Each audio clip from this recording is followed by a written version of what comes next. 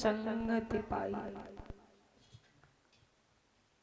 सत्संग से मूर्ख भी सुधर जाते हैं। ऐसे पारस परस कुधात सुहाई। जैसे पारस मणि के संसर्ग में गंदा से गंदा लोहा पहुंच जाने से सोना बन जाता है, ऐसे एक भगवान का दरबार होता है। पापी से महापापी, मूर्ख से महामूर्ख को भी यदि सत्संग मिल जाता है वो भी सुधर जाता है। मंजन फल पेखी तत्काला, जिसने सत्संग का रसपान किया। काग होई पिक बकौ मराला, काग माने कौआ,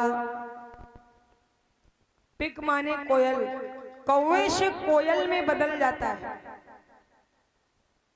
बकहू बगुले के समान मानव को सत्संग यदि मिल जाता है वो हंस में परिवर्तित हो जाता है।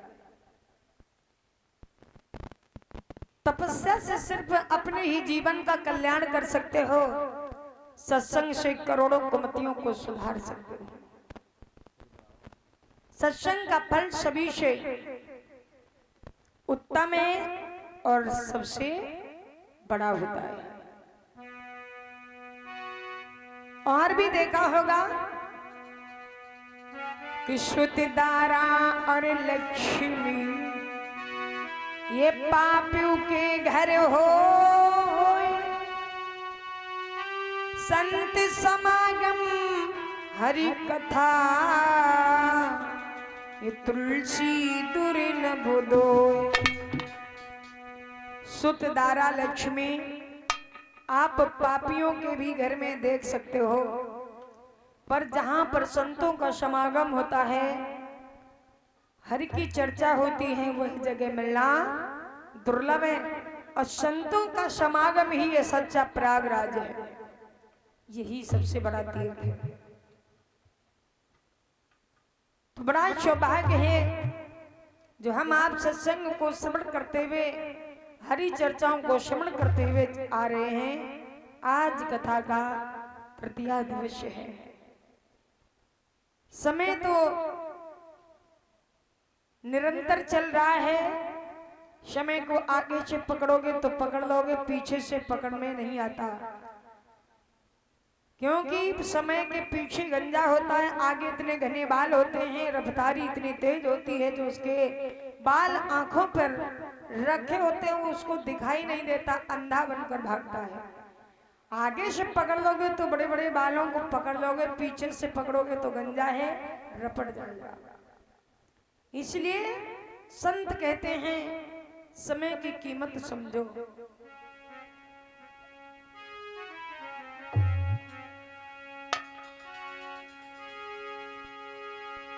कि मानुष जन्म अनमोल रे, तुम माटी में मत रोल रे, और ये अभी जो मिला है फिर न मिलेगा, कभी नहीं कभी नहीं कभी नहीं।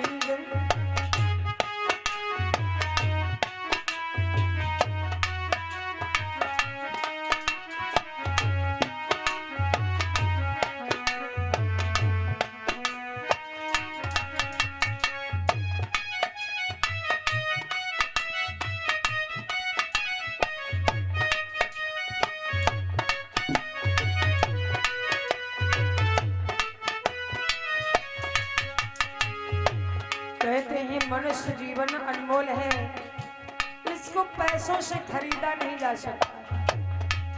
अगर पैसों से खरीदा जाता तो बार बार अरबपति करोड़पति इस मानव जीवन को खरीद के दोबारा फिर प्राप्त करते रहते। ये भगवान की कृपा से मिलता है जीवन। मानुष जन्म अनमोल, माटी में मत रोल रे, अब जो मिला है फिर न मिलेगा, कभी नहीं कभी नहीं कभी नहीं।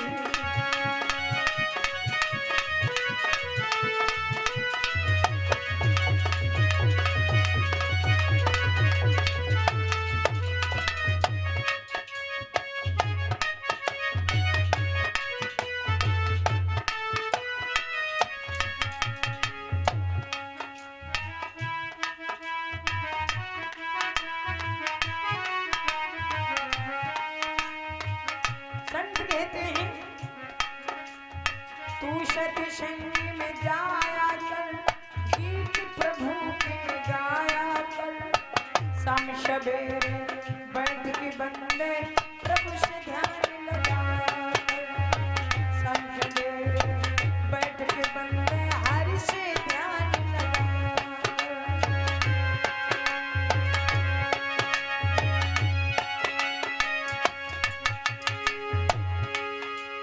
नहीं लगता कुछ मोल रे, नहीं लगता कुछ मोल रे, माटी में मत रोल रे। अब जो मिला है फिर न मिलेगा, कभी कभी नहीं रे।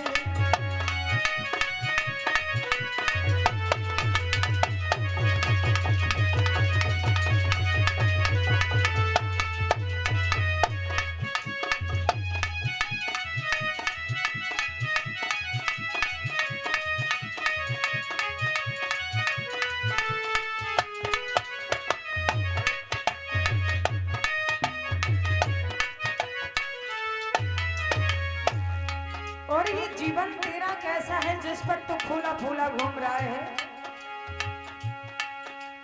ये है बुलबुला पानी का, मत कर मान जवानी का। ने कमाई कर लो भाई, पता नहीं जिंदगानी का। ने कमाई कर लो भाई, पता नहीं जिंदगानी का।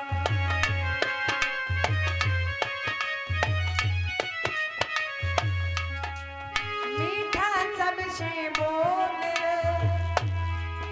अरे मीठा सबसे बोल रे, माटी में मत रोल रे। अब जो मिला है फिर न मिले, कभी नहीं रे।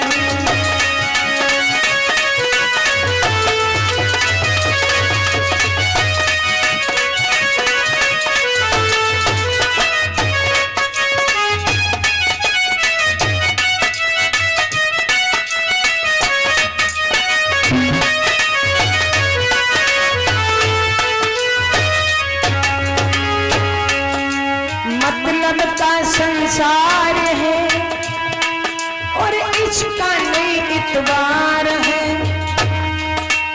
संभल संभल कर कदम धरो, तुम फूल नहीं हाल है। संभल संभल कर कदम धरो, तुम फूल नहीं हाल है।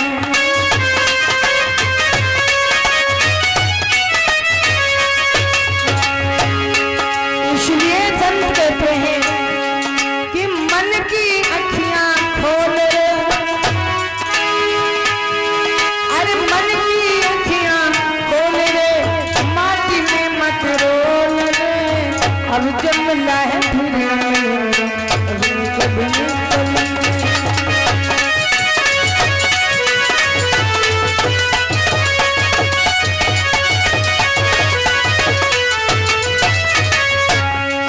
दुनिया के दंड फल से बचना है, संतों के शरण में आ जाओ, जीवन ही बदल जाएगा। श्री सतगुरु श्रीमान है, ज्ञान के भंडार है। जो कोई प्रभु की शरण में आवे, करत भाव से पार है। जो कोई प्रभु की शरण में आवे, करते भाव से पार है।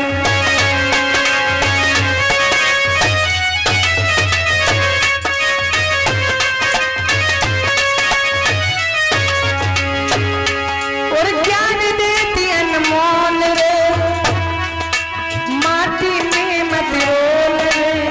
अब जो मिला है फिर न मिलेगा, कभी नहीं देगा।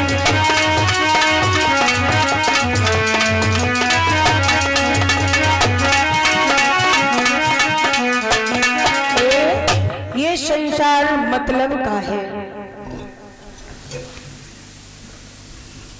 क्योंकि जिसको हम फूल समझते हैं वही तो खार है। जो सुख समझकर अपना जीवन व्यतीत कर रहे यही तो दुख का कारण है। क्योंकि माया के जंजाल में पड़ करके और मोह की मिठास में रहकर अपने जीवन को नष्ट कर रहे हैं। पर भगवान की कृपा से प्रभु के दूत आते हैं, संत आते हैं, माया के कीचड़ से, ज्ञान की डोर से निकालना चाहते हैं कि अब तुम इस माया के कीचड़ से आ जाओ, संत शरण में आ जाओ, भगवान के शरण में। ना तो मोह ही तो विनाश की जड़ है, मोह ही दुख का कारण है, क्योंकि मोह है सकल व्याधन को मूला और इनसे उपजत है बहुशूला। मोह ही विनाश की जड़ है और मोह से ही आपत्तियों की उत्पत्ति होती है। जैसे कि मुझे एक बात याद आ गई कि एक राजा था जिसका नाम था इब्राहिम, बहुत धनवान राजा था और उसके सेज को एक दासी लगाया करती है, सुगंधित तरह तरह के पुष्पों को सजाती है। जब वो राजा की सेज, तो वो तो बेचारी बहुत गरीब थी, उसे तो ठीक से बिस्तर भी नहीं मिलते थे, और जब राजा की सेज लगाया करती थी तो मन में सोचा करती थी कि हमारा भाग्य ऐसा कभी नहीं होगा जो इस सेज पर हम भी सो के देखती, कितनी अच्छी नींद आती होगी। उसके मन में एक दिन हो, 2 दिन हो, विचार आता रहा। एक दिन उसने विचार किया कि राजा को आने में देरी है और तब तक हमें इस राजा के सेज में लेट के देख लें कैसा लगता है।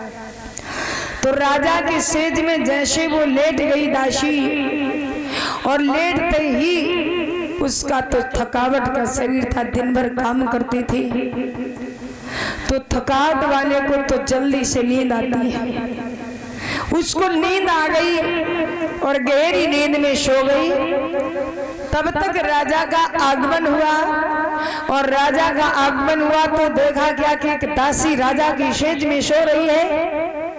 मंत्री को बुलवाया, कहा आए मंत्री, इस पर इतने हंटर लगाओ, इतने हंटर लगाओ कि इसकी औकात इसे पता हो जाए कि हम कौन हैं और किसकी सेज पर है। सज्जनों, उस दासी पर इतने हंटर लगवाए जा रहे हैं, इतने हंटर लगवाए जा रहे हैं, बेचारी एकदम से उठी, अरे मैं तो सो गई, वो भी राजा की सेज में। अब मुझसे भूल तो हो गई, पर राजा उसे बहुत प्रताड़ित कर रहा है, बहुत दंड दे रहा है, रो रही है। रोते रोते उसको एक बात याद आई, क्योंकि वो संत शरण में जाया करती थी कि जो सुख है वही दुख का कारण है। तो जब रोने पर भी उसने हंटर कम नहीं किए, उतना ही मारता जा रहा है, तो रोते रोते वो बीच में हंसने भी लगी। जब हंसने लगी, कुछ सोच करके कि हमें तो सिर्फ राजा की सेज पर लेटे हुए सिर पर आधा या पौन घंटा हुआ होगा, और मेरे पर इतने हंटर लगाए जा रहे हैं। मेरे कष्ट को राजा नहीं समझ रहा है, क्योंकि ये अहंकारी है, इसके अंदर अभिमान है। पर इसको ये अगर ज्ञान होता कि हमें तो आधा और पौन घंटा में इतना प्रताड़ित कर रहे हैं और इन्होंने तो पूरा जीवन इस सेज पे लगाया, अब इन्हें कितना दंड मिलेगा, ये तो इन्होंने विचार किया ही नहीं। जब वो दासी हंसने लगी मन में सोच करके, तो राजा इब्राहिम कहते हैं कि अरे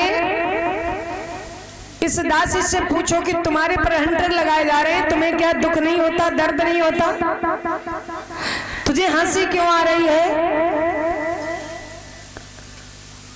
काफी देर में कहती है कि मुझे हंसी इस बात पर आ रही है कि आप इस बात को अगर समझ सके तो मैं बताऊं कि मैं एक संत के शरण में जाती हूँ, मैं आत्मज्ञानी हूँ, और हमें तो केवल धोखा में ही थोड़ा सेज पे तुम्हारे लेट के देखा था, कैसा लगेगा? 1 और पवन घंटे में ही हमें इतना दंड मिला, और आप तो जीवन भर ना तो सत्संग किया, ना भजन किया, ना स्मरण किया, और इस सेज पे ही पूरा जीवन बिता दिया। तुम्हें मालूम है कि अब तुम्हें बाद में कितना दंड मिले, ये कभी सोचा? तब वो दासी की बात राजा के समझ में आई। बात भी सही है कि हमने पूरा जीवन